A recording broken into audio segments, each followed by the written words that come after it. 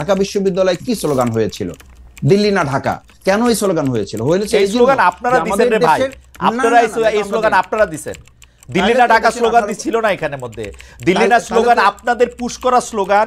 এই স্লোগানের মধ্যে কোটা না মেধা ছিল, এই স্লোগানের মধ্যে হাসিনার পতন ছিল, এইটার মধ্যে থেকে আমাদের ভোট দেওয়ার কথা ছিল, অনেক কিছু ছিল। আপনারা দিল্লি না ঢাকাটা এই বয়ান আপনারা সামনে আনতেছেন, কারণ হচ্ছে যে আপনারা এইটাই মনে করেন, আপনি মনে করেন যে বাংলাদেশ স্বাধীন হওয়া ভুল হয়েছে।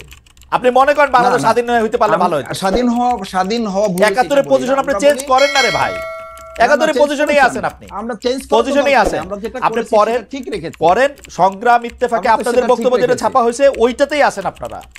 আমার এখানে একটু ছোট করে জানতে চাওয়া আছে, আপনাদের যে মানে করদরাজ্যে পরিণত হওয়া আরেকটা দেশের, সেটা কি শুধু আওয়ামী লীগের এগেইনস্টেই বলেন নাকি বিএনপির এগেইনস্টেও বলেন?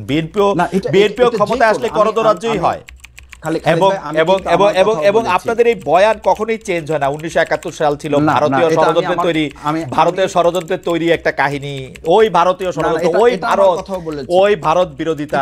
আপনারা এটা পপুলিস্ট জায়গা থেকে এই ব্যাপারটা বলতেই থাকেন এবং না, এটা ঠিকই আছে, এটা বলতে হবে আমাদের, এবং এইটা করে কিন্তু আপনারা মুক্তিযুদ্ধের বিতর্কিত করেন, কিন্তু আপনারা কিন্তু প্রতি মুহূর্তে মুক্তিযুদ্ধকে ছোট করেন, প্রতি মুহূর্তে ১৯৭১ সালকে অস্বীকার করেন, প্রতিটা মুহূর্তে আপনারা করতে থাকেন।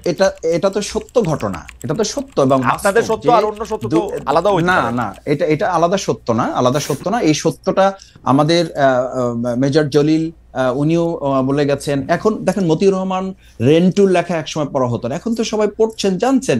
কর্নেল রশিদ সাহেবের লাইফটাকে যদি ধারণ করা যায় তাহলে ইতিহাসে